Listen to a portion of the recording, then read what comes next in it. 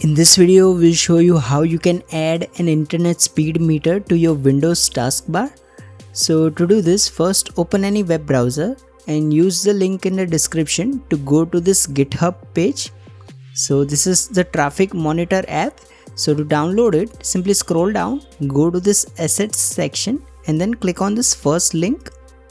Once you have downloaded the zip file, simply open it in your file explorer. Now select the zip file and then click on this extract all. Now select extract again to confirm. Once you have extracted the folder, simply open the traffic monitor folder and run this exe file. Once you do, you should see a floating window like this. You can move it anywhere around your desktop, so you can place it in the corner or you can keep it on the side. Now to add it to the taskbar, simply right click on it and then select show taskbar window. Once you do this, you'll see the upload and download speeds on the taskbar in real time.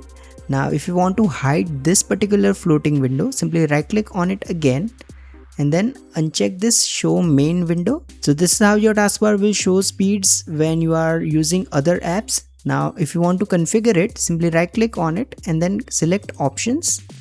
Now here you can change the color, font, size and everything else.